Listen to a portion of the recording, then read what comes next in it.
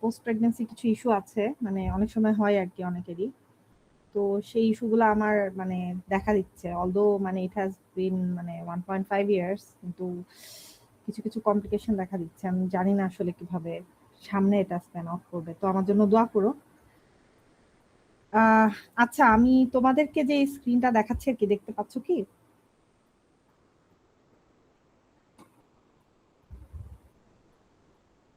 Yes madam, দেখা যাচ্ছে। Yes, ma'am. দেখা যাচ্ছে। আচ্ছা, এই ম্যাথ প্রবলেমটা নিয়ে কি আমরা ক্লাসে একটু ডিসকাস করেছিলাম? জি ম্যাম। করেছিলাম। হালকা হিন্টস দিয়েছিলেন। হ্যাঁ হ্যাঁ হ্যাঁ, মানে এইটার ধরো আমি এই প্রবলেমটা ক্লাসে করে দিই নাই, মানে এটা একটু বড়, মানে একটু টাইম কনজিউমিং আর কি, বাট কনসেপ্টটা খুবই সোজা। মানে এইটার মতন সিমিলার একটা ম্যাথ প্রবলেম চাইলে আমরা করতে পারি। আমরা কি করব এখন, নাকি উই আন্ডারস্ট্যান্ড যে আমরা যদি ধরো এরকম সহজ কিছু একটা পাই এক্সামে, আমরা কি করতে পারবো? ধরো এখানে যে চ্যালেঞ্জটা আছে, আমার মনে হয় যে এখানে জিওমেট্রিক শেপটা একটু এখানে বের করার জন্য সময় বেশি লাগবে, এটা একটা ব্যাপার। আর একটা হচ্ছে এখানে হয়তো ইউনিট কনভার্সনে কিছু ব্যাপার আছে। তো আমার মনে হয় আমরা তোমাদের ক্লাসে কি মানে তোমাদের সাথে কি এটা ডিসকাস করার সময় কোনো স্যাম্পল কোনো কিছু করিনি, মানে সহজ কোনো ভার্সন করিনি মনে হয় না? না না, ঠিক আছে, আমি তাহলে একটু তোমাদেরকে এটা দেখায় দিই, কারণ দেখা দিলে আসলে সুবিধাই হয়।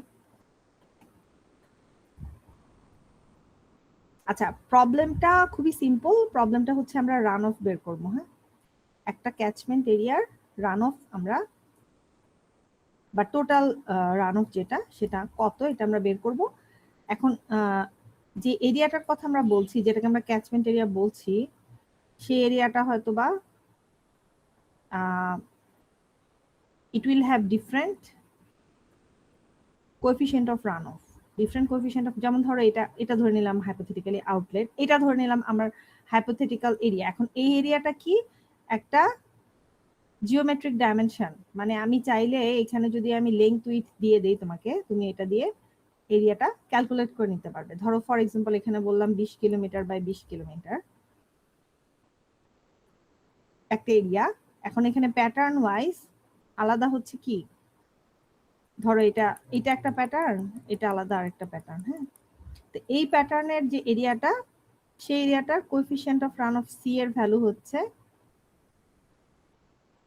একটা কিছু আর কি, যে কোনো কিছু আমরা অ্যাসিউম করতে পারি। ধরে নাও আমি এটাকে 0.5 ধরলাম, আর এই এরিয়াটা আমি 0.8 ধরলাম।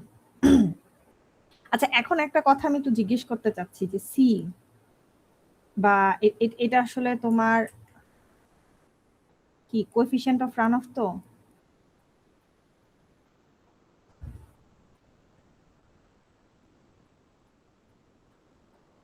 এটা দিয়ে আসলে কি বুঝতেছি, ধরো কোন একটা এরিয়ায় আমি এই এরিয়াটার যেই সারফেস, এই সারফেসটা এইরকম যে উপরে যদি বৃষ্টির পানিটা এসে পড়ে, এটা কোনোভাবে সারফেস ভেদ করে নিচে যায় না, তাহলে এই সারফেসটা কি ধরনের সারফেস হলো?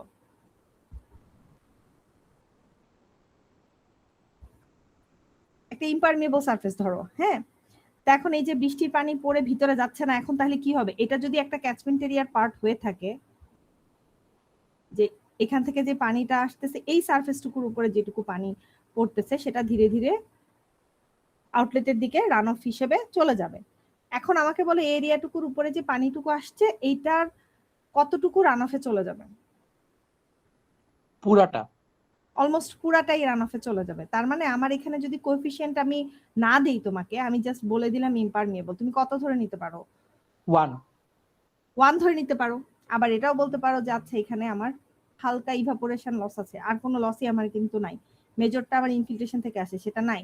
তো এটা অ্যাকচুয়ালি টেন্স টু 1, তো 0.9 ধরতে পারো, দ্যাটস অলসো ওকে। বাট এটা কি রিজনেবল অ্যাজাম্পশন? এখন আমি যদি ইম্পারমিয়েবল বলি, তুমি যদি সি এর ভ্যালু 0 ধরো অথবা তোমার সাম আদার ভ্যালু ধরো, তাইলে এটা কিন্তু রিজনেবল অ্যাজাম্পশন হবে না, কারণ মোস্ট অফ দা এই এখানে যে পানিটা পড়বে পুরোটা রান অফে চলে যায়। আচ্ছা, এখন আসি, এই আইডিয়াটা আমাদের আছে যে রান অফ কোএফিসিয়েন্ট আসলে কি ইন্ডিকেট করছে আমাদেরকে। এখন রান অফ কোএফিসিয়েন্ট কেন লাগবে? কারণ রেশনাল মেথডে আমি যখন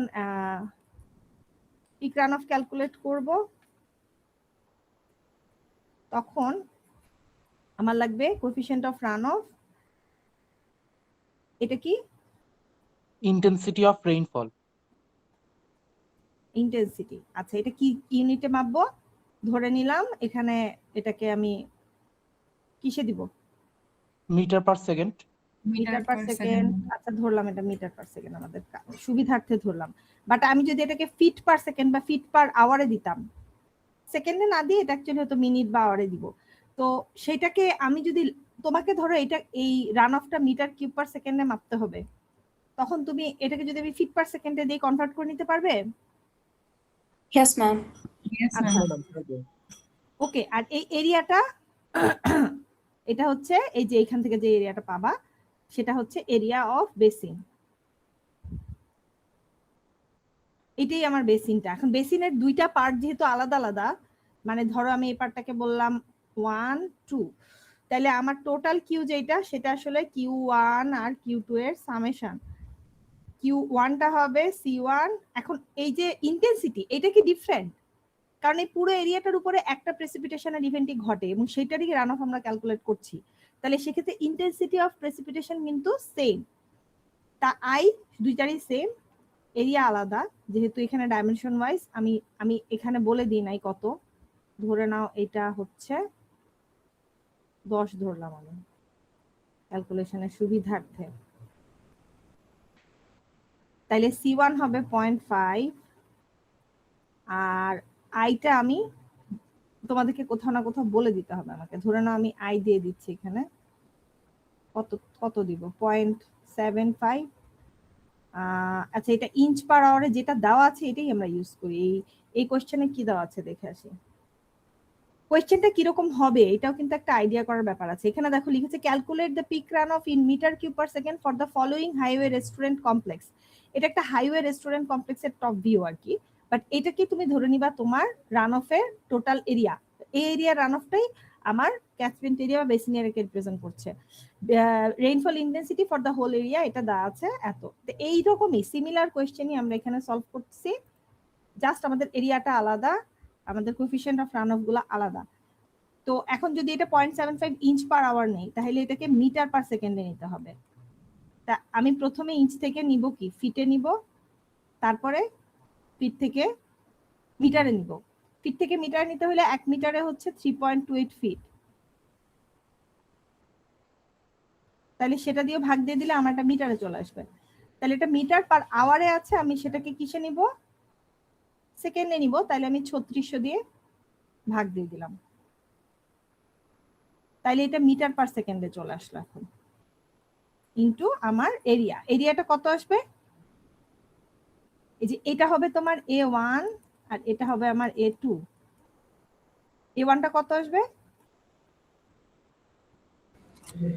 মানে কি মিটার করা লাগবে?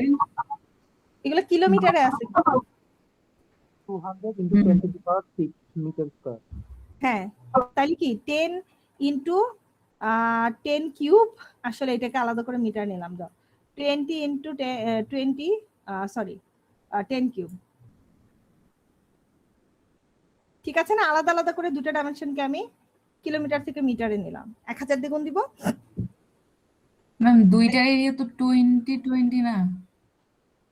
আমি তো আলাদা এই যে A1 এই A1 এর এই ডাইমেনশনটা 10 কিলোমিটার, ও আচ্ছা আচ্ছা, টোটালটা 20 কিলোমিটার। তাহলে এই পার্টটুকু কি হবে? ওই পাশেও 10 দিয়েছি, তাহলে এটাও 10ই হবে, ঠিক না? Yes ma'am. সমান হবে। ঠিক আছে, এখন তাইলে আমরা বাকিটা করে ফেলি। এখানে কত আসে? C2 কত? 0.8 মাল্টিপ্লাইড বাই এই জিনিসটা সেম, এটা যা এখানে তাই আসবে, আর এটা একই আসবে আসলে।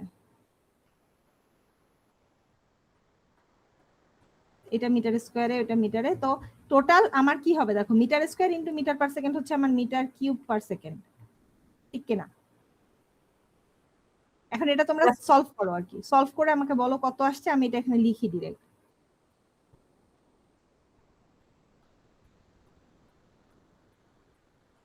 আচ্ছা এক কাজ করে আলাদা আলাদাই বলো।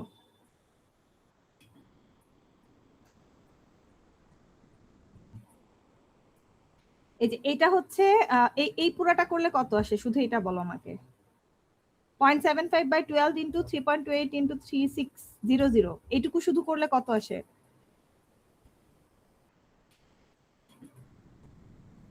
ম্যাম পুরোটাই করেছি। ও পুরোটা করে ফেলছো, কত আসছে? 529.30 আসছে। 529.3 কত unit meter cube per second? এটা আসছে? Yes ma'am.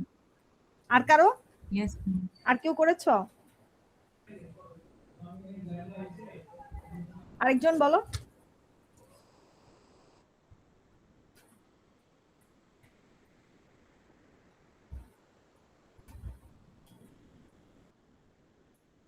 বাসায় বসে আছো তো, ক্যালকুলেটর আছে না?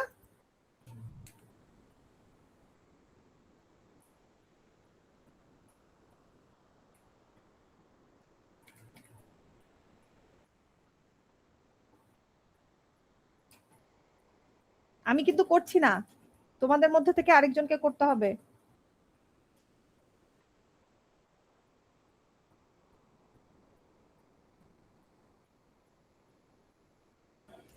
ম্যাম আমি শুধু হচ্ছে কি C1 A1 এরটা বলছি, এই পাশেরটা খেয়াল করি নাই।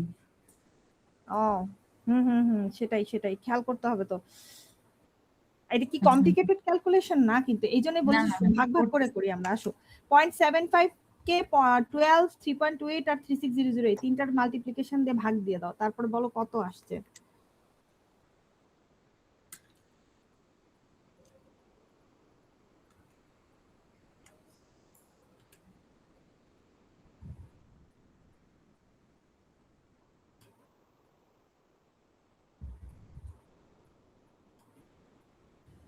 Ma'am, 5.29 into 10 inverse 6 আসে। আচ্ছা, খুবই ভালো কথা। এখন আমি এখানে এটা কি লিখবো? 10 into 20 হচ্ছে 200 into 10 to the power 6 লিখে রাখলাম। তাহলে 10 to the power -6 plus 6 চলে গেল। তাইলে এখানে বাদ থাকে কি 0.8 into 5.29 10 inverse 6 একইভাবে 200। এখন যেহেতু এরিয়া দুইটা আমার আসলে সেম, এটা আসলে সেমই আসবে, যে 0.8 আর 0.5 এইটা আসলে আমার যোগ করে যা আসে সেটা দিয়ে এই বাকিটাকে মাল্টিপ্লাই করলেই হয়ে যায়। ম্যাম Ma'am, পরে কি 10 inverse 1.37 6 টা থাকবে? 5 into 10 inverse 3 দেব। ও হ্যাঁ, এই যে এটা কাটা চলে যাবে, তাই না? Yes, ma'am. হ্যাঁ, এবার দেখো তো কত আসছে। 5.29 into 200 করো।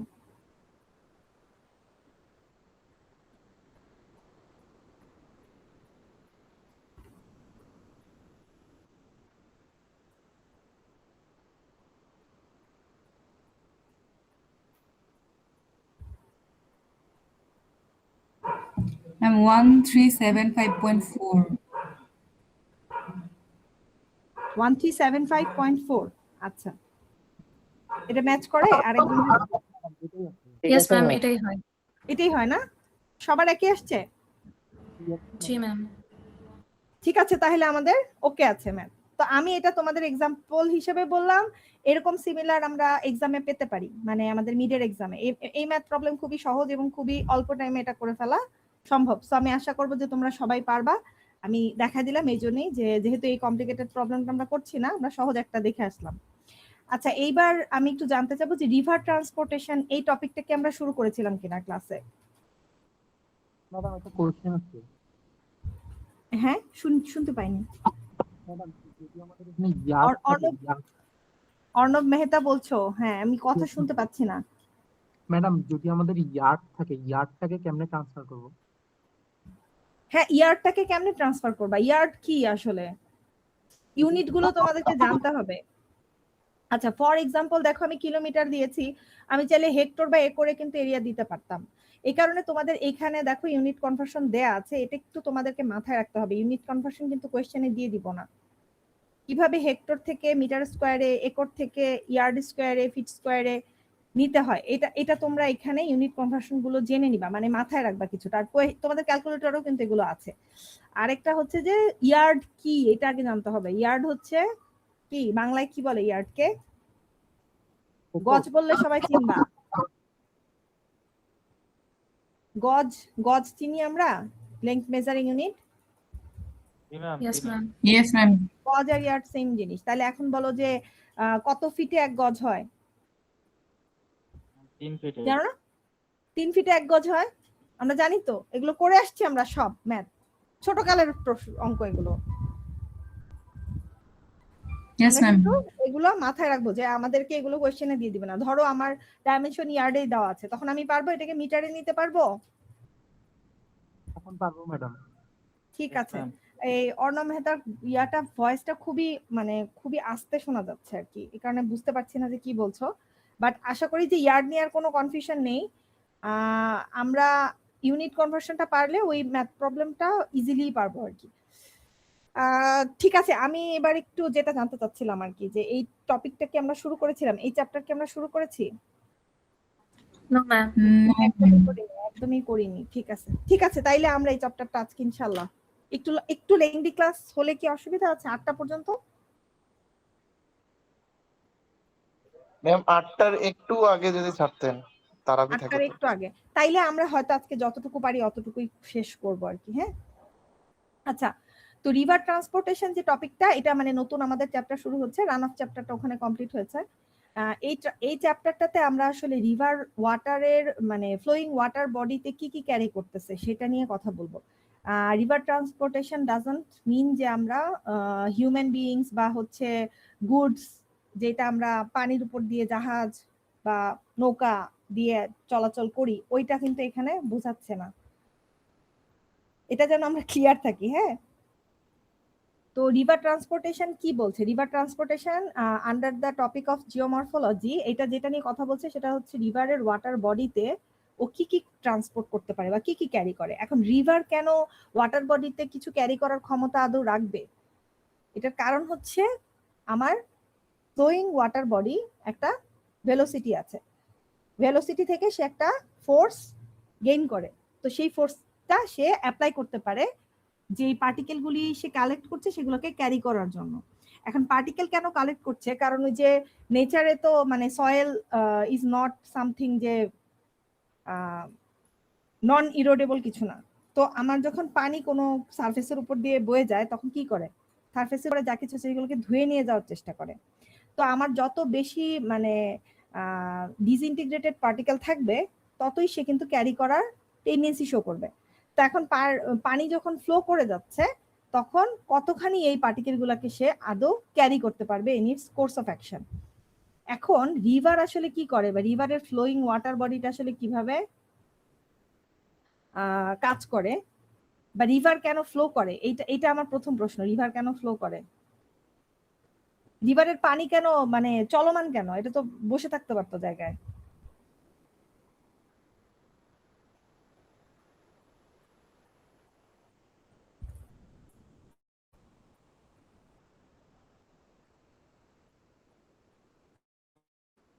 বলো।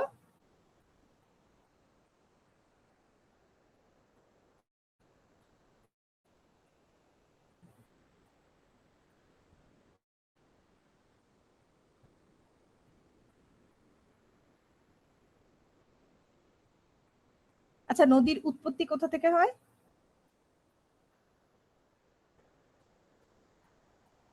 পাহাড়ি এলাকা থেকে না? থেকে। হ্যাঁ, পাহাড়ি এলাকাতে কি আছে মানে বেসিক্যালি পাহাড়ের মানে একদম চূড়ার দিকের যে টেম্পারেচার, সেটা কি সারফেসে যে টেম্পারেচারে আমরা থাকি ওরকম, নাকি তার চেয়ে মানে কোল্ড এনভায়রনমেন্টে থাকে? কম Colder. কোল্ডার। তা ওখানে কি হবে? ডেন্সিফিকেশন, হিউমিডিফিকেশন, মানে পানি ইয়া হয়ে যাবে, জমবে আর কি ওখানে, মানে সলিড ফরম্যাটে পানিটা জমা হইতে থাকে। তো সেই পানি আসলে রিভারের মানে রিভার ওয়াটারের মানে একদম শুরুর দিকের ইনিশিয়াল সোর্স হচ্ছে সেই পানিটা যখন তোমার সিজনালি যখন টেম্পারেচার চেঞ্জ হচ্ছে, বা ইভেন ডে নাইটের ব্যবধানেও টেম্পারেচারের চেঞ্জ আসে, তো পানিটা যদি গলে সিগনিফিকেন্ট অ্যামাউন্ট অফ ওয়াটার তো উপর থেকে নিচের দিকে প্রবাহিত হবে, তাই না? মানে যত তোমার গ্র্যাভিটেশনাল ফোর্স এ আমাদের তো হচ্ছে ওই যে by the law of potential energy আমরা হাই পটেনশিয়াল এরিয়া থেকে লো পটেনশিয়াল এরিয়াতে থাকতে প্রেফার করি। তো পানির হচ্ছে ফ্লো করার ক্যাপাসিটি আছে, ও কি করবে? উপরের জায়গা থেকে নিচের দিকে যাওয়ার চেষ্টা করবে। এখন এই যে উপর আর নিচের যে ব্যাপারটা, এইটাই আসলে মেইনলি রিজন যে পানি কেন ফ্লো করে। প্রথমেই থাকতে হবে স্লোপ।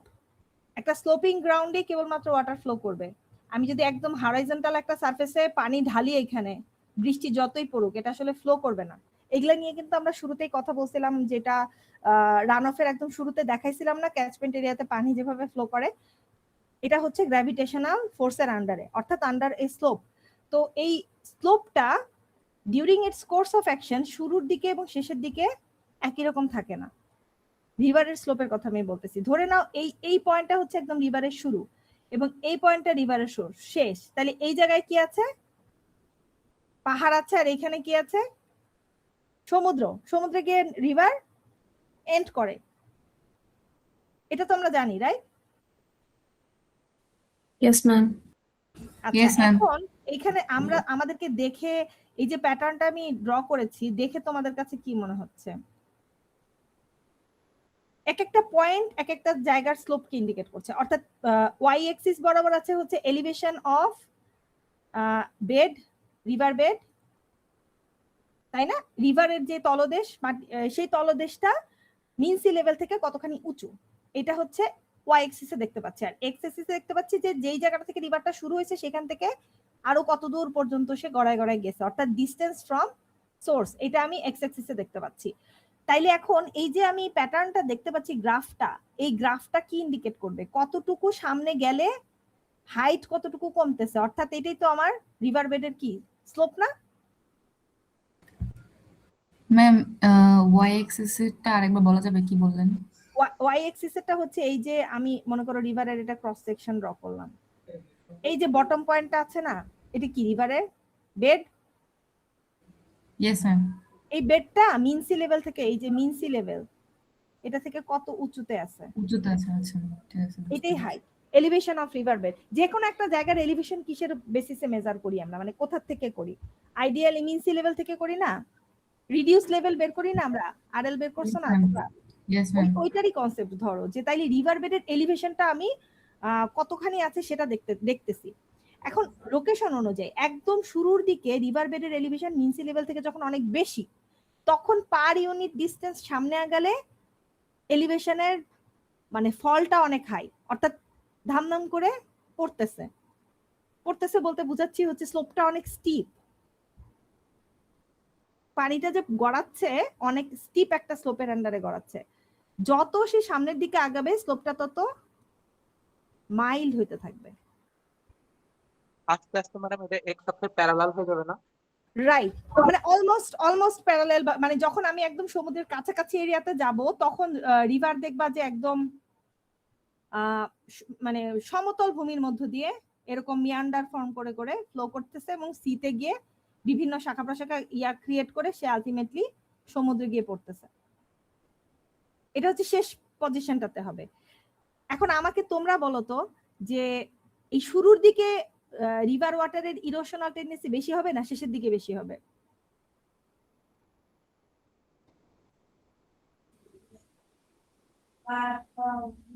ইরোশনাল টেন্ডেন্সি মানে বুঝতেছো, যে মানে শুরুর দিকে হওয়া উচিত না? শুরুর দিকে হওয়া উচিত। বেশি স্পিডে যাচ্ছে, Thank you. বেশি স্লোপ আছে। বেশি স্পিডে যাচ্ছে, বেশি স্লোপ আছে, এনার্জি বেশি, so that time it has the capacity to erode the ground. But শেষের দিকে কি হবে? ওই যে ইরোড করে করে আসতেছিল সেটা আর মানে নিয়ে আসতেছিল, সে যত ইরোড করতে থাকতেছে সেইটা যাচ্ছে কোথায়? পানি নিজের ওয়াটার বডিতে ক্যারি করতেছে, কিন্তু এখন বডিতে ক্যারি করতে করতে সে যখন দেখবে যে না আমার তো এই স্লোপটা কমে যাচ্ছে, এখন আমার আর সেই আগের শক্তি নাই, তো এই পার্টিকেল আমি আর এখন ক্যারি করে নিয়ে যেতে পারছি না, তখন সে কি করবে? ডিপোজিট করবে। ম্যাম ইরোশনাল ক্যাপাসিটি না কি বললেন, এটা মানে কি? ইরোশনাল ক্যাপাসিটিটাই হচ্ছে যে কত আমি আমার রিভার বেডকে ইরোড করতে পারি, স্কাউর করতে পারি, মানে খোদাই করে করে পার্টিকেল গুলো নিয়ে আচ্ছা। সামনে যেতে পারি। আচ্ছা এটাকে ইরোশন বলছি আর কি, ইরোশনই বলে এটাকে না? ম্যাম এটা কি ড্রেজিং রিলেটেড? ড্রেজিং এর সাথে মানে কনসেপচুয়ালি রিলেটেড, হ্যাঁ কনসেপচুয়ালি ইউ ক্যান সে। মানে ড্রেজিং এ কি হয়, খোদাই করা হয় না? এখন পানি নিজে আর কতখানি, মানে একটা জায়গায় তো সে পটহোল ক্রিয়েট করতে পারছে না, বাট সে ফ্রিকশনাল ফোর্স বা এই যে ড্র্যাগ ফোর্স, ট্রাকশন ফোর্স আমরা শিখবো, এইটার আন্ডারে সে অ্যাকচুয়ালি পার্টিকেল গুলাকে ডিসইন্টিগ্রেট করে করে, মানে এখানে পার্টিকেল গুলোকে ডিসইন্টিগ্রেট করে করে ওয়াটার বডিতে নিয়ে সে ক্যারি করতেছে। এটা কি আমাদের কাছে মেক সেন্স করছে? ম্যাডাম এটা কি ফ্লো করার এনার্জি? ফ্লো করার এনার্জির মাধ্যমেই সে পার্টিকেল ক্যারি করছে। তুমি কল্পনা করো যে পানিটা অনেক জোরে ফ্লো করে যাচ্ছে, কিন্তু যেই সারফেসটার উপর দিয়ে ফ্লো করতেছে সেই সারফেসটাকে কোনোভাবেই পানির ক্ষমতা নাই খোদাই করার। সেটা কি ধরনের সারফেস? হয়তো স্টিল সারফেস বা সামথিং এলস, খুবই স্ট্রং। কিন্তু সয়েল কি এরকম? না ম্যাডাম, সয়েল অনেক ডিসইন্টিগ্রেটেড। সয়েলের পার্টিকেল, মানে soil is not actually A solid material, is almost semi solid material. তো সেমি সলিড একটা কিছু মানে কি অনেকগুলি পার্টিকেল একসাথে জাস্ট বসে আছে। সো তুমি, তোমার যদি ক্ষমতা থাকে তুমি পার্টিকেল ইরোড করে নিয়ে যাবা, ক্যারি করে নিয়ে চলে যাবা। That's what's happening in the first portion. Madam বুঝছি, এটা পলি বহন করে নিয়ে যায় ওরকম কিছু। ওরকম কিছু, হ্যাঁ। আচ্ছা পলি, হ্যাঁ রাইট। পলি বলতে আমরা ফাইন পার্টিকেলকে বুঝবো, বাট কোর্স পার্টিকেলও ক্যারি করতে পারে। কোর্স বলতে ধরো ছোট ছোট বালু কণা, তারপরে ছোট ছোট পাথরের টুকরা, ডিপেন্ডিং অন দা মানে স্লোপ ইটসেলফ, সে কিন্তু ওইটাও ক্যারি করতে পারে। আচ্ছা এখন ডেপোজিশন পার্টটাতে আসি। এটাকে সেডিমেন্টেশনও বলা হয়। তার মানে সে সেডিমেন্ট ক্যারি করে নিয়ে আসতেছে, লাস্টের দিকে গিয়ে সে সেটা ডেপোজিট করে দিচ্ছে। তাইলে রিভারের শুরুর দিকে ইরোশনাল টেন্ডেন্সি অনেক হাই এবং শেষের দিকে ইরোশনাল টেন্ডেন্সি জিরো, ইরোড আর করতে পারতেছে না, রাদার সে ডেপোজিট করতেছে। আর মাঝখানে কি করতেছে?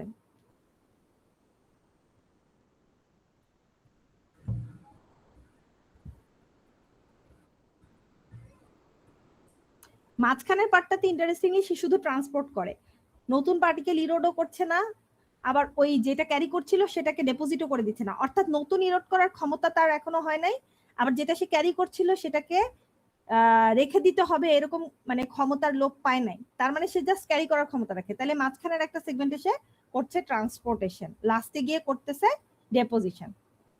এটুকু আমরা কি ক্লিয়ার বুঝতে পারছি? Yes ma'am.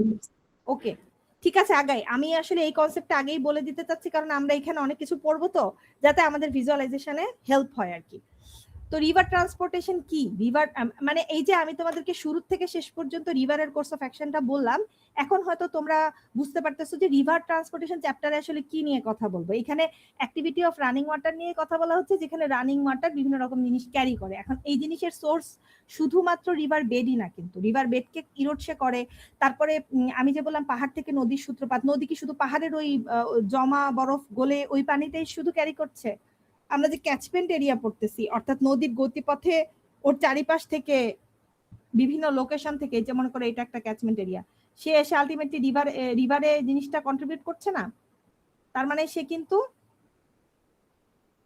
বিভিন্ন জায়গা থেকেই পানি পাচ্ছে, বা ডেব্রিস বলো যেটাই বলো, ট্রান্সপোর্টেড টু দা রিভার, এরকম হচ্ছে। তো ট্রান্সপোর্ট ও ডেব্রিস ট্রান্সপোর্ট করতে পারে, রিভারের চ্যানেলকে ডিপ করে, ইরোড করে। আরেকটা জিনিস ইন্টারেস্টিং বলতে চাচ্ছিলাম, ভুলে গেছি, সেটা হচ্ছে রিভারের ক্রস সেকশনটা। নর্মালি ইরোশনাল টেন্ডেন্সি যে পথটাতে থাকে সেখানে রিভারের ক্রস সেকশনটা কিরকম হবে? Deep, narrow. কারণ রিভার ওয়াটার ইজ মোর মানে বিজি ইন স্কাউরিং দিস বটম, মানে সে রিভারের বেডটাকে বেশি স্কাউর করতে চাচ্ছে, তাহলে সে কি করবে? ন্যারো ডিপ ক্রস সেকশন তৈরি করবে।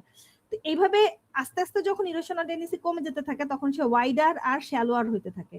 একদম শেষের দিকে গিয়ে সে হয়তো অনেক বেশি ওয়াইড একটা রিভার, বাট ডেপথ অনেক শ্যালো হয়ে যায়, শ্যালো ডেপথের একটা রিভারে পরিণত হয়।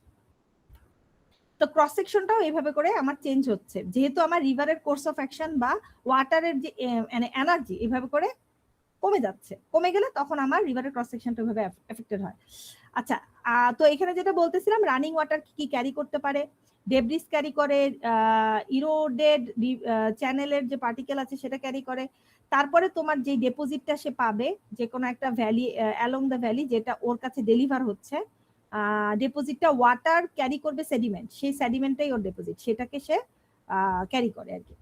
এখন ট্রান্সপোর্টেশন, এটা হচ্ছে ability of the river to carry along particle that is stream picks up directly from its own channel or that is supplied to it by any other. যে স্লোপাস হয়, স্লোপাস মানে তুমি যদি পাহাড়ি যেমন এই যে ডিরেক্ট আমরা বললাম স্লোপের আন্ডারই তো ফ্লো হচ্ছে, ক্যাচমেন্ট এরিয়া যেটা সেখানে তো স্লোপের আন্ডারেই ফ্লো হচ্ছে, তো স্লোপটাকে ধুয়ে নিয়ে কিন্তু সে পানিটা রিভারে ফেলতেছে।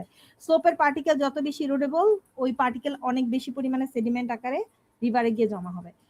ট্রিবিউটারি গুলা কালেক্ট করে, ট্রিবিউটারি গুলা আমার ক্যাচমেন্ট এরিয়ার ভিতরেরই ছোট ছোট যে চ্যানেল সেগুলো, বা আমার ম্যাস মুভমেন্ট হচ্ছে অনেক স্টিপ স্লোপ থাকলে সেখান থেকে সাডেন একটা ম্যাস লস হয়ে কিন্তু আমার রিভার পর্যন্ত চলে আসতে পারে। আচ্ছা, তারপরে আসি তোমার, হ্যাঁ ম্যাম ম্যাস মুভমেন্ট বলতে মানে এক্স্যাক্টলি কি বললেন বুঝি নাই। এক্স্যাক্টলি যেটা বললাম, ভূমিধস পাহাড় ধসের কথা শুনছি না আমরা? Yes ma'am. তো এখন মনে করো পাহাড়ের সাইড দিয়ে নদী গেছে, এরকম এরিয়া আছে না? হ্যাঁ হ্যাঁ, তো ওই মাটিটা কোথায় গিয়ে পড়ে? ওটাকে পুরোটাই চলে যায় ভাসতে ভাসতে এমন কিছু চাইতে একটা। পারে, নদীর এক চাইতে কর্নারে পারে। গিয়ে জমা হয়। মানে তোমার সোর্স পার্টিকেলের সোর্স হিসেবে ওই ম্যাস মুভমেন্টও তোমাকে পার্টিকেল আচ্ছা। কন্ট্রিবিউট করতে পারে, পারে না? তো কোথা থেকে আসতেছে Yes, আমার ma'am. বিভিন্ন জায়গা, সেই জায়গাগুলোকে এখানে মেনশন করছে। আচ্ছা। এখানে সবকিছু যে আমি বলে দিব তা না, তোমরা নিজেরাও তোমাদের মানে ইমাজিনেশনটা ইউজ করবা, মানে ইমাজিনেশন ইউজ করলে দেন ইউ ক্যান আন্ডারস্ট্যান্ড। এটা এখানে হয়তো কঠিন কোনো কিছুই বলে নাই, সবকিছুই মানে সহজে বুঝার মতনই বলছে, বাট একটু সময় নিয়ে বুঝে পড়তে হবে আর কি। আমি তোমাদেরকে আচ্ছা। একটা রিকোয়েস্ট করবো যে এক্সাক্ট যেভাবে ওয়ার্ড বাই ওয়ার্ড লেখা আছে মুখস্থ করবা না, মুখস্থ করলে কিছুই মনে থাকবে না পরীক্ষায়। রাদার তুমি চেষ্টা করো নিজে বুঝতে, নিজে বুঝে যেভাবে লিখলা ওইটা যদি আন্ডারস্ট্যান্ডেবল হয়, মেক সেন্স করে, এটা খুবই ভালো। মানে তুমি তোমার নাম্বার কমবে না যে এখানে তুমি এক্সাক্ট সবগুলি পয়েন্ট লিখছো কিনা, কোথা থেকে আসে, বাট তুমি বুঝে লিখলে দ্যাট শুড বি মানে তোমার জন্য এক্সামে মার্ক ক্যারি করতে হেল্প করবে আর কি। আচ্ছা, এখানে কি কি ফ্যাক্টর আমার রিভারের ট্রান্সপোর্টেশন পাওয়ারকে এফেক্ট করে সেটা নিয়ে বলা আছে। যে পার্টিকেলগুলি আমি ক্যারি করছি সেগুলোর সাইজ কিরকম, টোটাল কত পার্টিকেল মানে কত ভলিউমে আমি ক্যারি করছি, আর রিভারের ভেলোসিটিটা, সেটা আমাকে আমার ট্রান্সপোর্টেশন পাওয়ারকে এফেক্ট করবে, রিভারের ট্রান্সপোর্টেশন পাওয়ার।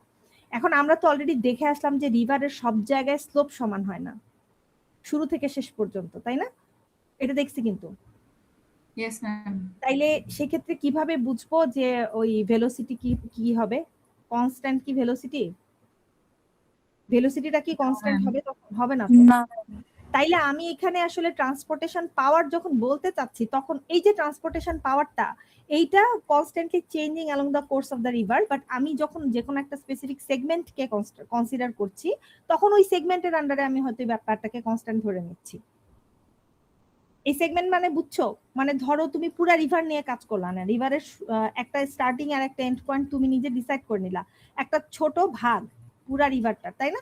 সেটাকে আমি কল্পনা করে নিলাম যে ওই জায়গাটার ভেলোসিটি আমি চিন্তা করছি, তাহলে ওই জায়গাটার ভেলোসিটির আন্ডারে ওখানে রিভারের ট্রান্সপোর্টেশন পাওয়ার কেমন, এইটা কিন্তু আমি চিন্তা করতে পারি চাইলে। কারণ আমার হয়তোবা কোনো একটা হাইড্রোলিক ডিজাইন বা কনস্ট্রাকশনের কাজ যখন আমি চিন্তা করছি, তখন পুরা রিভারের একটা সেগমেন্টে কি ঘটনা ঘটে ওইটার অবজারভেশনটা, ওই ডেটাগুলাই হয়তোবা আমি ইউজ করতেছি, মানে আদ্যপান্ত পুরাটা না, হয়তো একটা স্পেসিফিক সেগমেন্টের ডেটা আমি ইউজ করতেছি। তো সেই ক্ষেত্রে সেই জিনিসগুলো আমাকে মেজার করতে হবে বা বোঝার চেষ্টা করতে হবে। তো কিছু ইম্পর্টেন্ট ডেফিনেশন বলতেছে এখানে। লোড কি? কোন একটা টাইম স্ট্যাম্পে ওই যে সেগমেন্ট যেটা আমি বললাম, ধরো সেকশন 1 থেকে 2 এরকম একটা সেগমেন্টের মধ্যে রিভার যেইটুকু পার্টিকেল এট এ টাইম ক্যারি করছে ওইটা তার লোড।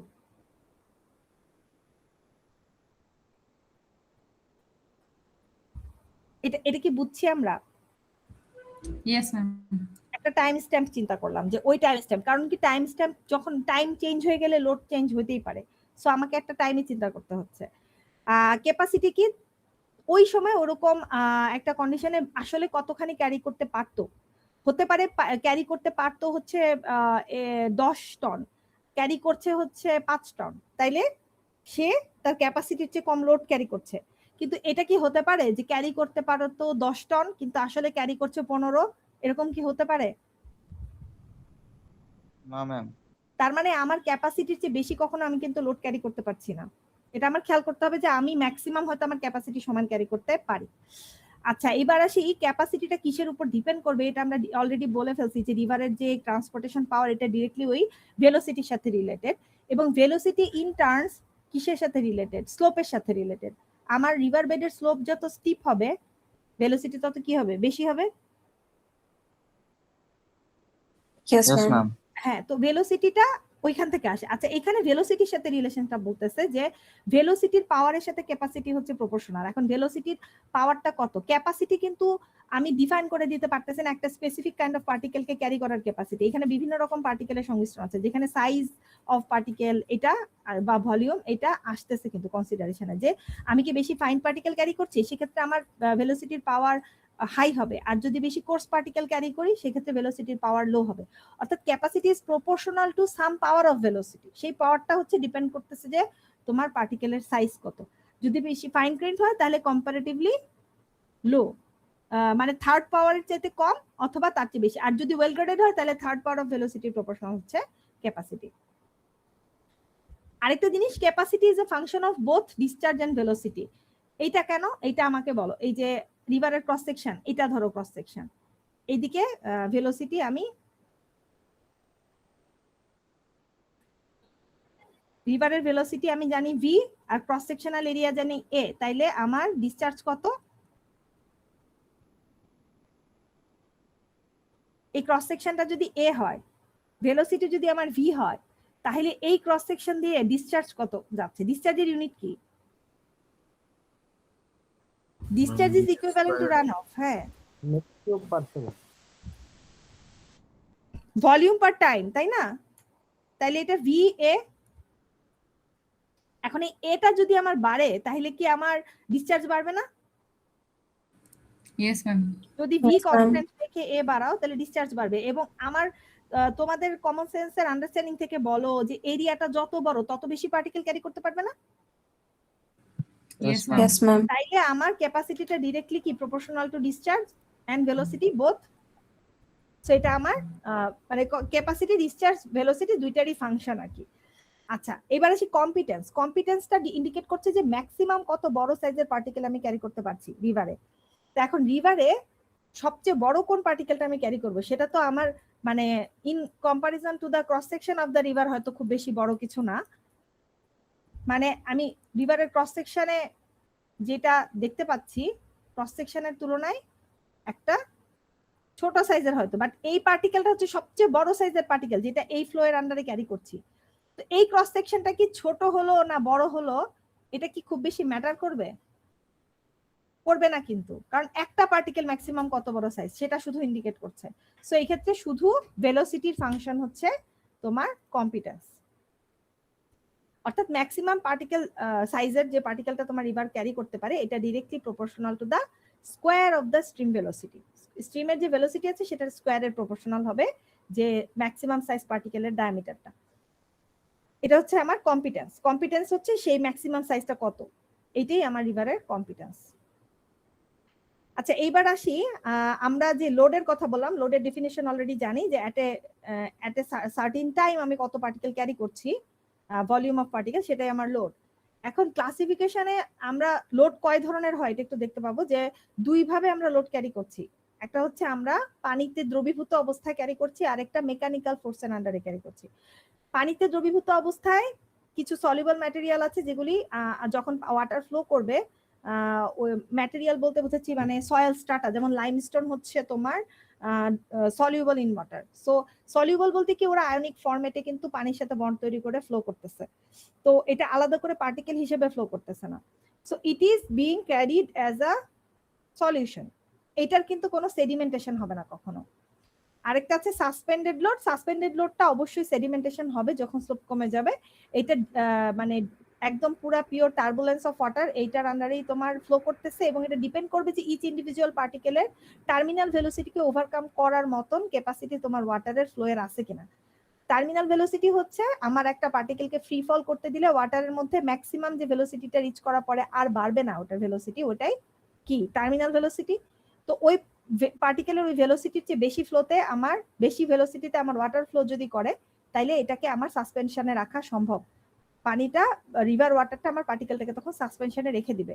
তো ওইভাবে করে আমি কিন্তু সাসপেন্ডেড লোড হিসেবে এটাকে ক্যারি করতে পারি। আরেকটা ধরনের লোড আছে সেটা হচ্ছে বেড লোড। বেড লোড গুলি হচ্ছে বিভার বেড বরাবর মুভ করে। এখানে তিনটা পদ্ধতি দেখানো আছে। একটা হচ্ছে স্যালটেশন। স্যালটেশন প্রসেসটা হচ্ছে যে এখানে দেখতে পাচ্ছি একটা পার্টিকেল রিভার বেডে ছিল, সাডেনলি উপরে উঠে গেল। এটার কারণ হচ্ছে রিভার ওয়াটার যখন আমরা মানে অ্যালং দা মানে flow, along the direction of flow, যখন রিভার ওয়াটার ফ্লো করতেছে, কোনো কোথাও কোথাও হচ্ছে একটা বাধা পাবে, ছোট বাধা পাবে, কিন্তু রিভারের ফ্লো এর ফোর্স অনেক হাই, তো কি করবে, পার্টিকেলটাকে সাডেনলি উঠায় তোমার সাসপেনশনে নিয়ে চলে আসবে। যদিও সে রিভার বেডে একদম সেটেল করা অবস্থা ছিল, সে সাসপেনশনে চলে আসবে। কিছু দূর যাওয়ার পর আবার ওই এক্সট্রা টার্বুলেন্সটা থাকতেছে না, তখন সে আবার রিভার বেডে ফেরত আসবে, যেহেতু সে কম্পারেটিভলি হেভিয়ার পার্টিকেল আর কি। তো কম্পারেটিভলি হেভিয়ার পার্টিকেল গুলো আমার রিভার বেড বরাবর ক্যারি হয়। স্যালটেশন প্রসেসে হচ্ছে এই যে জাম্প করে করে ঘোড়ার মতন আর কি, লাফাতে লাফাতে যাবে আর কি বেসিক্যালি। আর বাকি যে দুটো প্রসেস, এগুলো হচ্ছে এর চাইতেও ভারী যে পার্টিকেল গুলো আছে সেগুলো রোলিং এবং স্লাইডিং, এই দুটো প্রসেস আগাতে পারে ডিপেন্ডিং অন দ্য শেপ আর কি। যদি কম্পারেটিভলি রাউন্ড শেপের হয় তাহলে রোল করে করে আগাচ্ছে, আর যদি একটু মানে ইরেগুলার শেপের হয় তখন স্লাইডিং এর মাধ্যমে সে সামনের দিকে যাবে। আচ্ছা, এরপরের টপিকটা, এটা আমি একটু তোমাদেরকে সহজ, একটু দাঁড়াও।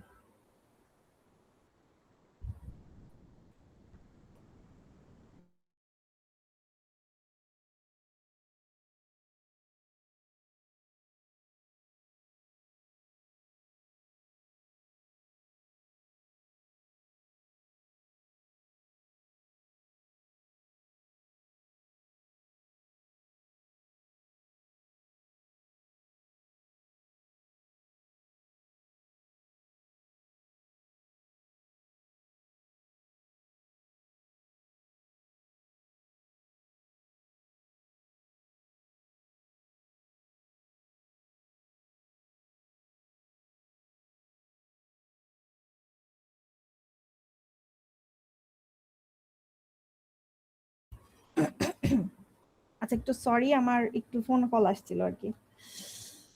ঠিক আছে, সোফার কি আমরা বুঝতে পারছি? কোনো আমাদের কনফিউশন আছে কিছু নিয়ে? আচ্ছা, যদি না থাকে, নো ম্যাম। ওকে না ম্যাডাম। Okay, thank you.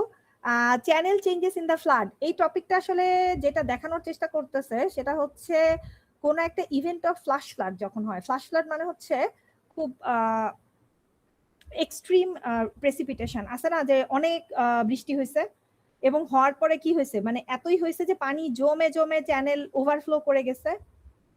তারপরে আবার সেই বৃষ্টি যখন কমে শেষ হয়ে যায় তখন সেটা কিন্তু আবার পানিটা জানি আবার কোথায় উধাও হয়ে যায়। তার মানে জিনিসটা ছিল for a temporary period of time আর কি, মানে লম্বা পিরিয়ড অফ টাইম ধরে সে কিন্তু ইনান্ডেটেড কন্ডিশনটা রাখবে না, অর্থাৎ ফ্লাডিং কন্ডিশনটা থাকবে না। তো ওরকম একটা ইভেন্টের আন্ডারে যেটা উপরে দেখা যায়, অর্থাৎ রিভার টপ, পানির যে সারফেস সেটা যখন দেখা যায়, ওটা আমরা দেখতে পাই যে হ্যাঁ পানি উপরে উঠছে, তারপরে সেই পানি নিচে নেমে গেছে, ওটা আমরা দেখতে পাই, খুব বুঝতে পারি। কিন্তু পানি যে উপরে উঠলো এবং নিচে নামলো, এটার পাশাপাশি রিভারের বেডে কি কি রকম চেঞ্জ আসতেছে এটা কিন্তু আমরা চোখে দেখি না। এটার কারণ হচ্ছে পানিটা যখন ফ্লোয়িং ওয়াটার হয় তখন it carries debris and it is always bit of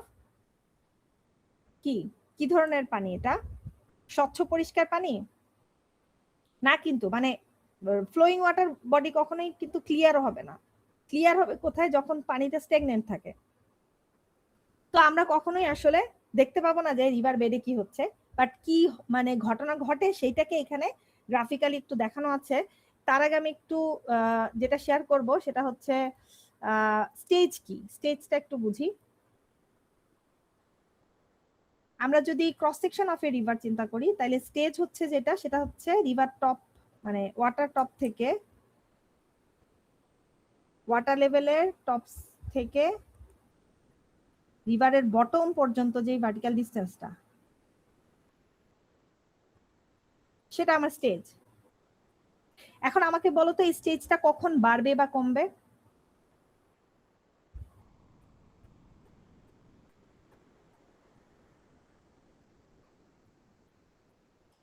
পানি যদি বাড়ে তাহলে স্টেজ বাড়বে, রাইট?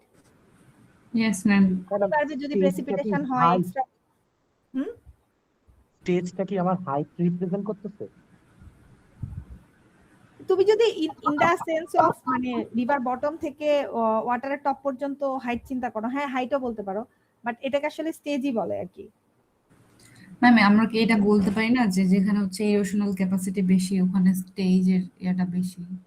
হ্যাঁ পারি। বেসিক্যালি ইরোশনাল ক্যাপাসিটির সাথেও স্টেজের রিলেশন আছে। It's not only the top surface of water যে এইটা বেড়ে গেছে তাই স্টেজ বাড়ছে, কোনো কারণে ইরোড করে এই পর্যন্ত রিভার বেডটা স্কাউর হয়ে গেছে, এখন এটা হচ্ছে নতুন বটম, তাহলে কি এখানে ইনক্রিজ করলো না স্টেজটা? উপরে হয়তো রিভার টপে আমি দেখতে পাচ্ছি না ওয়াটার লেভেল বাড়ে নাই, কিন্তু নিচে ma'am. পানির ফোর্স বেশি ছিল যে কারণে এটা স্কাউর হয়ে গেছে। তো স্টেজ দুই ভাবে বাড়তে পারে, একটা হচ্ছে ওয়াটার লেভেল বাড়লেও বাড়বে, আবার নিচের রিভার বটম যদি আমি স্কাউর করে ফেলি তাইলেও স্টেজ বাড়বে, এবং ভাইস ভার্সা। যদি পানি কমে যায়, আবার এখানে যদি ইরোশনের জায়গায় কি হয়, পার্টিকেল এসে ডিপোজিট করে দিয়ে যায়, তাইলে আমার রিভার বেডটা শ্যালো হয়ে গেছে, বিল্ড আপ হয়েছে, তখন আমার স্টেজটা আবার কমে যাবে। তো এই যে মেকানিজমটা, এই মেকানিজম গুলাই একটু কমপ্লেক্স আকারে আর কি এই ঘটনাটাতে ঘটেছে। এখানে কি ঘটে সেটাই একটু বলা আছে।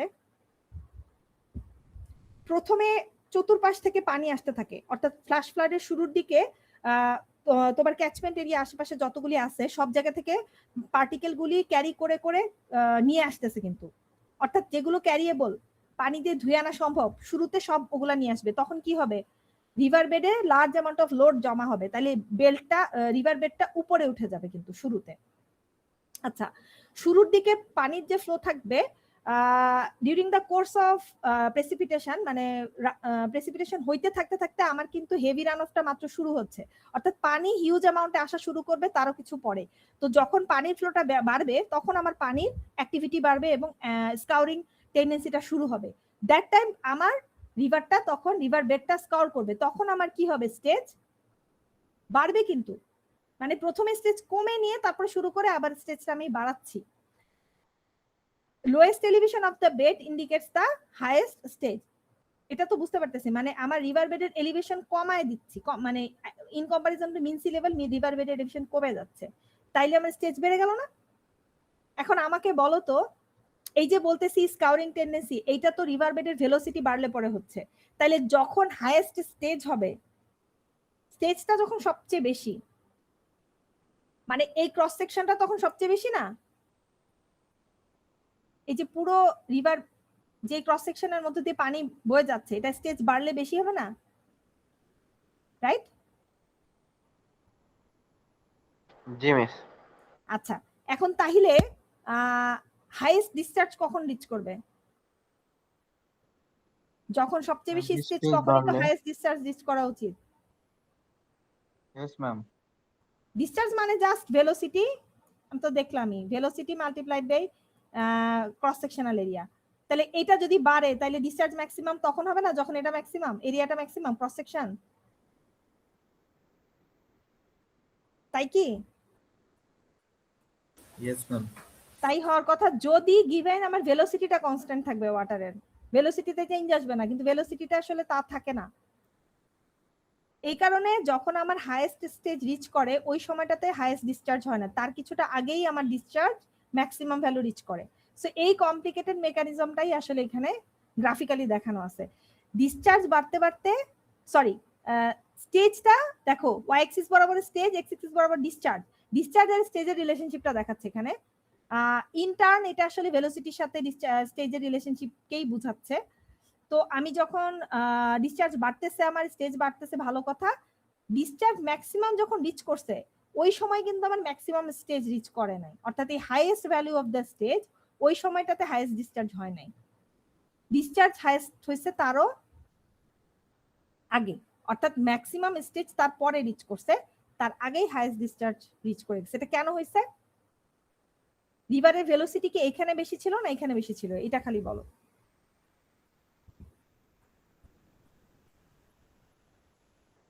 মানে আমার যে ফ্লো অফ ওয়াটারটা আসতেছে এটার ভেলোসিটিটা যখন ম্যাক্সিমাম ডিসচার্জ রিচ করব তখনই কিন্তু ছিল, স্টেজ যখন ম্যাক্সিমাম হয়েছে ডিউ টু স্কাউরিং, এরিয়াটা ঠিকই বাড়ছে কিন্তু ওই ভেলোসিটিটা আমার তখন থাকেনি, যে কারণে এই যে ফলিং স্টেজটা দেখাচ্ছে এভাবে। এটা কি আমরা কমপ্লিকেটেড করে ফেলছি নাকি সহজ জিনিসই বলতে চাইছি, একটু বেশি কঠিন করে বলে ম্যাম ফেলছি? এখানে আপনি কি বললেন যে যে যখন আপনার ডিসচার্জ ম্যাক্স ওইখান থেকে কি আমরা জিরো ধরবো, এটা বলছেন নাকি? মানে কোনটা জিরো ধরবো? মানে আপনি বলছেন যে ডিসচার্জ যখন ম্যাক্স তখন কি হুম, হুম। মানে ভেলোসিটি কি ওইখান থেকে কাউন্ট হবে নাকি সেটা বলছিলাম না না, হাইস্ট ভেলোসিটি কাউন্ট না তো, ভেলোসিটি মেজার করছো, মানে পুরা ফ্লো এর টাইমে তো তোমার একটা ওয়াটার যে ফ্লো করছে এটা একটা ভেলোসিটি আছে না, ইয়েস ম্যাম ওই ভেলোসিটিটার কথা আমি বলছি। ভেলোসিটি তো সব সময় আছে। এখন ভেলোসিটি আমি জানতে চাচ্ছি ডিসচার্জের ভ্যালুটা ম্যাক্সিমাম কখন হবে, যখন ডিসচার্জ কিসের উপর ডিপেন্ড স্টেজ করে? যখন বড় হবে তখন ডিসচার্জ বেশি হবে আবার বলো তো কথাটা।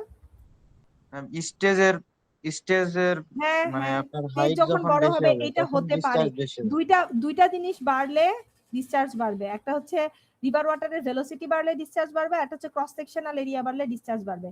তো ক্রস সেকশনাল এরিয়াটা তো স্টেজ বাড়লে গিয়া ক্রস সেকশনাল এরিয়াটা বাড়তেছে, তাই না? তো তোমার কথা হচ্ছে Yes, স্টেজটা ma'am. বাড়লে ডিসচার্জটা বাড়বে, এটা সত্যি হুম। কথা। তাইলে কি আমি যখন ম্যাক্সিমাম স্টেজ পাচ্ছি তখন কি আমি ম্যাক্সিমাম ভেলোসিটি পাবো? এটা হচ্ছে আমার প্রশ্ন। কারণ এখানে আদার পার্টিজ মানে রোল প্লে করছে, কিন্তু এখানে ভেলোসিটি ওয়াটারের ভেলোসিটিটাও এখানে একটা ইম্পর্টেন্ট রোল প্লে করতেছে। ভেলোসিটিটা কনস্ট্যান্ট। ম্যাক্সিমাম ভেলোসিটি তো এখানে পাওয়া যাবে না কারণ স্টেজ যখন বৃদ্ধি পায় আপনার তো ভেলোসিটি একটু কমবে আচ্ছা আচ্ছা, নাইস। স্টেজটা বৃদ্ধি পেতে ভেলোসিটিটা লাগছে অলরেডি, অর্থাৎ ওই হাইয়েস্ট ভেলোসিটির আন্ডারে স্টেজটা বাড়ায় ফেলছে সে অলরেডি। এখন যখন বৃদ্ধি পেয়ে গেছে তখন আর ওই ভেলোসিটিটা আমার নাই, তার থেকে কম ভেলোসিটি রিচ করছে অলরেডি। তার মানে কি স্টেজ ম্যাক্সিমাম যখন, তখন ম্যাক্সিমাম ভেলোসিটিটা নাই, তার আগেই ছিল এবং তার আগেই আমার ম্যাক্সিমাম ডিসচার্জ রিচ করছে। বাট এখানে ইন্টারেস্টিং যে জিনিসটা, যে আমি রিভার বেড প্রথমে বিল্ড আপ করলাম, এরপরে রিভার বেডটা স্কার করলাম তো এরপরে আবার কি ফলিং স্টেজ আছে, কিন্তু স্টেজটা কিন্তু আবার ধীরে ধীরে ফল করতেছে, এইটা কেন হলো?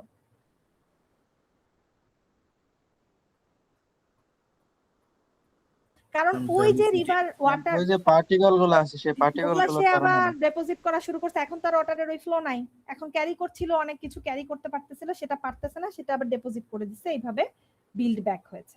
তো এইভাবে করে এখানে যেই গ্রাফটা দেখাইছে সেটা can indicate of 10 feet of thickness of alluvium rework বলতে বোঝাচ্ছে যে স্কাউর করে দেন আবার রিবিল্ড করছে, মানে বিল্ড করেছে, প্রথমে বিল্ড করছে, তারপরে স্কাউর করছে, তারপরে আবার বিল্ড করছে। তো এই পুরো ঘটনাটা রিভার মানে টপ ভিউ থেকে দেখা যাচ্ছে না আর কি, আন্ডার দা ওয়াটার এই ঘটনাগুলি ঘটতেছে, যেটা আমরা চোখে দেখতে পাচ্ছি না। তো ওই জিনিসটাই আসলে চ্যানেল কিভাবে চেঞ্জ হয় ইন দা ফ্লাড ইভেন্ট, সেটা এখানে ব্যাখ্যা করার চেষ্টা করেছে। আচ্ছা, এলুভিয়াম কি? হ্যাঁ, এলুভিয়াম কি? অ্যালুভিয়াম, আচ্ছা অ্যালুভিয়াল সয়েল বলতে কি বুঝি? অ্যালুভিয়াম বলতে বোঝায় রিভার ওয়াটারের ডেপোজিটেড সয়েল দিয়ে যদি কোনো জিওলজিক সয়েল লেয়ার ফর্ম করে, মানে রিভার ওয়াটারের মধ্যে কি পার্টিকেল ক্যারি করে দেখো, স্যান্ড, সিল্ট, ক্লে, কিছু কিছু হয়তো পেবল ক্যারি করতে পারে, সেটা খুব বেশি দূর ক্যারি করবে না। তো এই যে পার্টিকেলগুলির নাম বললাম, এই পার্টিকেলগুলিকে সে সেডিমেন্ট আকারে ক্যারি করে, কিন্তু যখন ক্যারি করতে পারে না, যেই জায়গাটাতে এসে সে জিনিসটা ছেড়ে দিচ্ছে, ওই জায়গায় যে সয়েল লেয়ারটা তৈরি হচ্ছে, অর্থাৎ আমি বলতেছি যে ও তো ধীরে ধীরে ডিপোজিট করতেই থাকবে, দিনের পর দিন করবে, দিনের পর দিন করতে থাকতে ওটাকে একটা ঠিক একটা লেয়ার তৈরি করবে না? Yes, এটাকে ma'am. আমরা বুঝতেছি, ওই লেয়ারটাকে আমি অ্যালুভিয়াম বলতেছি। বুঝতে পারছি। আচ্ছা, আমাদের কি এখন ছেড়ে দিতে হবে মনে হয়, রাইট? হ্যাঁ ম্যাম, ছেড়ে দিলে ভালো হয় না ছেড়ে দিলেই ভালো হয়, বাট তোমরা পিছে আছো আর কি, মানে আরেকটা ক্লাস তোমাদের আমার অনলাইন, তোমাদের সাথে ক্লাস কি আমার কালকে আছে? ম্যাডাম কালকে ক্লাসটা কি অফলাইন হবে না অনলাইন? কালকে তোমাদের সাথে কয়টায় ক্লাস আমার? 9:30 মিস। 9:30 না? হ্যাঁ, ওইটাও আসলে পসিবল হবে না। হাউ অ্যাবাউট আমরা কালকে এই টাইমে এই ক্লাসটা নেই,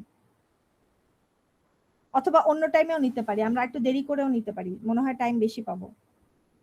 আচ্ছা ম্যাম, ঠিক আছে। তাইলে কি 9:30 টাইম দেই? 9:30 কালকে রাত্রি 9:30? ম্যাম 10টার দিকে দেন।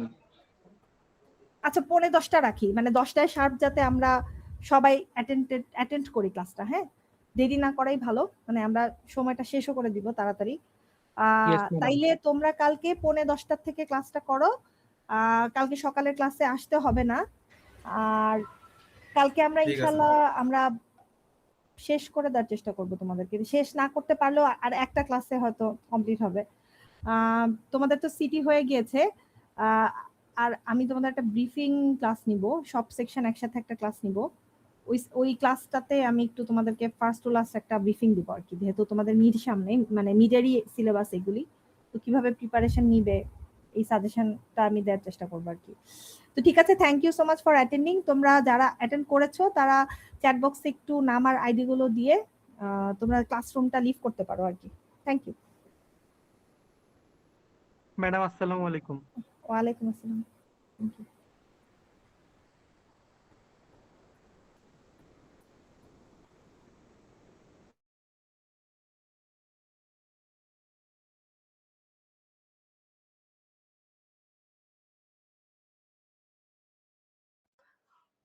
অনলাইন ক্লাস সেই মজা।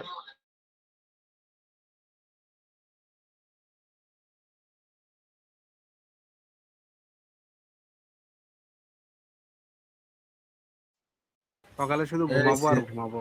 এই সিয়ার, সিয়ার তুমি ভালো হয়ে যাও।